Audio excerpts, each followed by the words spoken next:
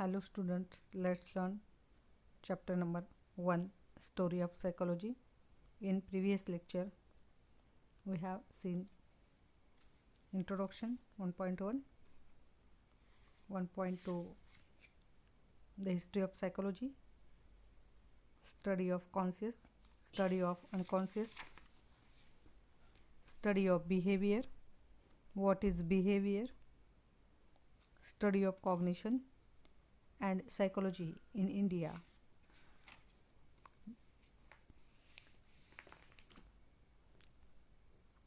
Today we learn psychology Indian perspective, मानसशास्त्र भारतीय दृष्टिकोन. Many ancient Indian thinkers tried to solve the mystery of human mind.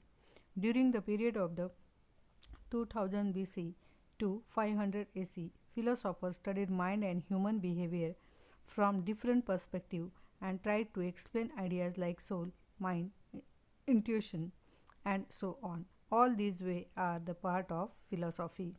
अनेक भारतीय विचारवंतांनी मानवी मनाचे गुपित उलगडण्याचा प्रयत्न केलेला आहे आणि ख्रिस्तपूर्व 2000 ते इसवी सन 500 पर्यंतच्या तत्त्वज्ञांनी मानवी मन व वर्तन यांचा वेगवेगळ्या दृष्टिकोनातून अभ्यास केला व आत्मा, मन, मर्मदृष्टी इत्यादींचे स्पष्टीकरण दिले. आणि हे सर्व तत्त्वज्ञानाचा काय होते? All these was a part of philosophy. हे सर्व तत्त्वज्ञानाचा भाग होते. Upanishads explain the self and personality structure with the help of the concept called कोश, something similar to cover. उपनिषदामध्ये स्व आणि व्यक्तिमत्वाची रचना हे कोश म्हणजे काय की जसे एखादे आवरण या संकल्पनेच्या आधारे स्पष्ट केलेले आहे. These are अन्नमय कोश, प्राणमय कोश, मनोमय कोश, विज्ञानमय कोश and आनंदमय कोश. आणि हे जसे उदाहरणार्थ अन्नमय कोश, प्राणमय कोश, मनोमय कोश, विज्ञानमय कोश आणि आनंदमय कोश. They also called about the factor that affect these koshas and also how the koshas determine human behavior. वेगवेगळ्या परिविषयी घटकांचे या कोशावर होणारे परिणाम आणि त्या कोशांचे मानवी वर्तनावर होणारे परिणामही विचारवंतांनी काय केले? स्पष्ट केले. According to Ayurveda, there are 3 types of doshas which are kapha, vata and pitta, and these doshas determine the prakriti characteristics of human being. आयुर्वेदानुसार 3 प्रकारचे दोष व्यक्तीमध्ये आढळून येतात आणि ते कोणते? तर हे दोष कफ, वात व पित्त. ह्याच्यावर तुम्हाला गाळील जागा जोडी एका वाक्यात उत्तर असं विचारलं जाऊ शकतं. तर हे त्रिदोष कोणते आहेत? तर कफ, वात आणि पित्त. For example, individual who have kapha as the dominant doshas are calm, flexible, patient and caring. कफ प्रकृतीची जी व्यक्ती आहे तर ही व्यक्ती कशी असते? तिची काय वैशिष्ट्ये असतात? तर ही व्यक्ती शांत, लवचिक, संयमी व कशी असते? केअरिंग असते, काळजीवाहू असते. दे हॅव स्ट्रॉंग मेमरी आणि त्यांची स्मरणशक्ती कशी असते?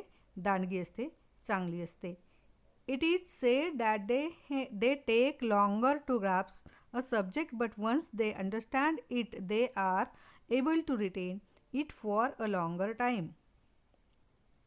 असे म्हटले जाते की अशा ज्या व्यक्ती आहेत तर अशा व्यक्तींना कुठलाही विषय समजून घेण्यास थोडा वेळ लागू शकतो, परंतु एकदा का त्यांना ते समजलं तर दीर्घकाळ ते त्यांच्या स्मृतीमध्ये ते जतन करू शकतात. Individuals who have vata as dominant doshas are the unpredictable. दुसरा त्यातला प्रकार आहे वात प्रकृतीचा. आणि वात प्रकृतीच्या व्यक्ती या कशा असतात? तर या लहरी असतात, अनप्रेडिक्टेबल असतात. आपण त्यांच्याबद्दल कुठलंही प्रेडिक्शन करू शकत नाही. Their moods and the thoughts fluctuate. आणि त्यांची मनस्थिती ही कशी असते? मनस्थिती आणि विचार जे आहेत, थॉट्स जे आहेत तर हे सतत काय होत असतात? फ्लक्च्युएट होत असतात, म्हणजे सतत बदलत असतात. They get angry very quickly but they also काम डाऊन व्हेरी फास्ट. अशा व्यक्तींना फार पटकन राग येतो. म्हणजे ज्यांच्या अंगी वात प्रकृती आहे, या ज्या व्यक्ती आहेत, तर या व्यक्तींना पटकन राग येतो. पण ते शांतसुद्धा काय होतात, क्विकली शांत होतात, म्हणजे पटकन शांत होतात. They are art lovers.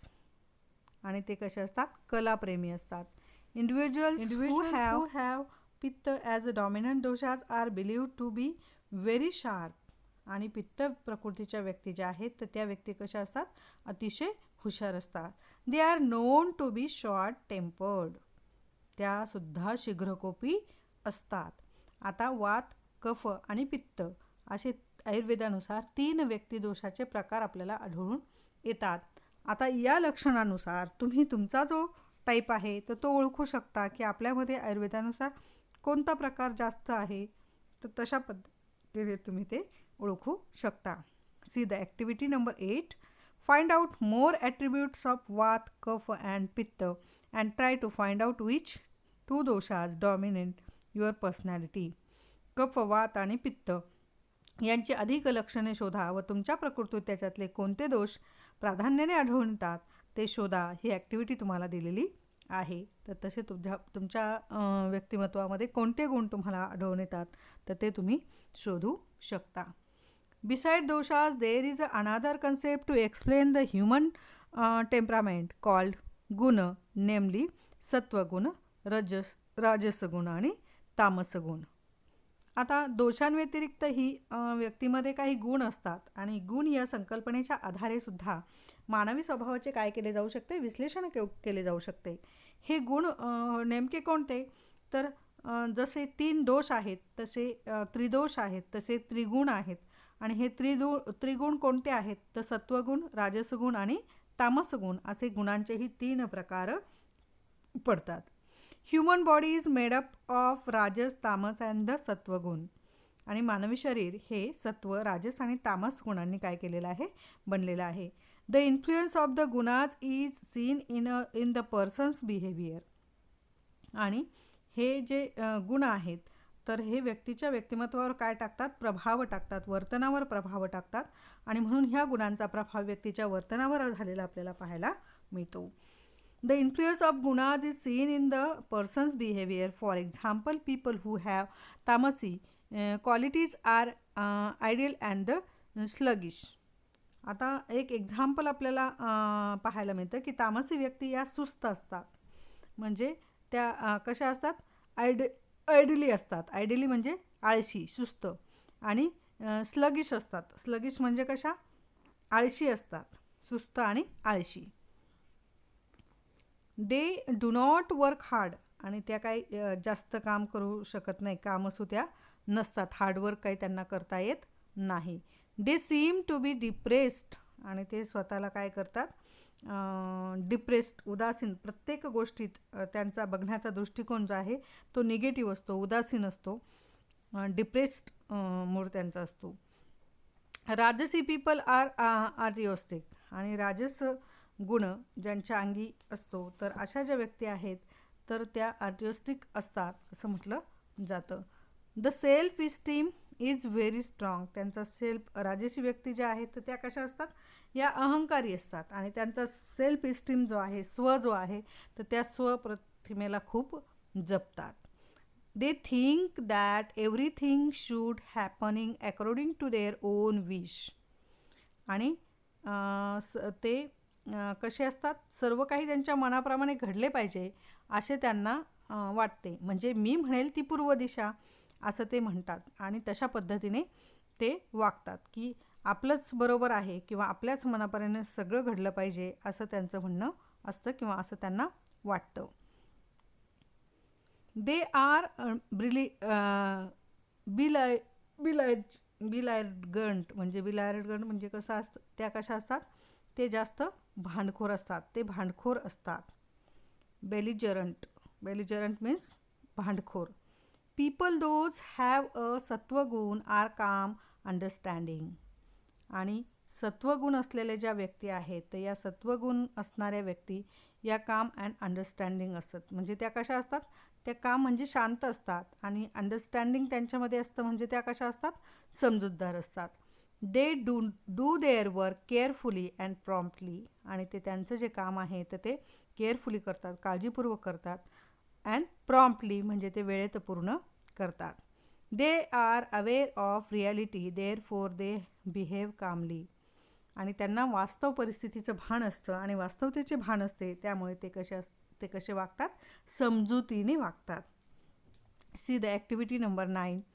Number 1, find out the different characteristics of Rajas and तामस सत्व गुण. राजस, तामस आणि सत्व गुणांची आणखी काही वैशिष्ट्ये शोधून काढा. आणि ॲक्टिव्हिटी नंबर 2, 9मधलं 2 आहे की फाइंड आउट विच गुण आर ऑब्झर्व्ड इन युअर पर्सनॅलिटी. तुमच्या व्यक्तिमत्वामध्ये कोणत्या गुणांचा प्रभाव आढळून येतो. म्हणजे कोणते दोष तुमच्यामध्ये आढळतात तेही, आणि कोणते गुण तुमच्यामध्ये आढळतात तेही आपल्याला सांगायचं आहे. In the 5th century BC, Patanjali explained deep thought about psychology in Yoga Sutra. इसवी सन पूर्व 5व्या शतकामध्ये योगसूत्रामध्ये पतंजलीने मानसशास्त्राविषयी आपले काय मांडलेले आहेत? थॉट मांडलेले आहेत, विचार मांडलेले आहेत. He was the Yogi having a great scientific vision. आणि पतंजली हे वैज्ञानिक दृष्टिकोन असलेले महान काय होते? योगी होते. He was the Yogi having a great scientific vision. आणि वैज्ञानिक दृष्टिकोन असलेले ते होते. म्हणजे सायंटिफिक व्ह्यू त्यांच्याकडे होता. त्या सायंटिफिकली व्ह्यूने ते प्रत्येक गोष्टी समजावून सांगत होते.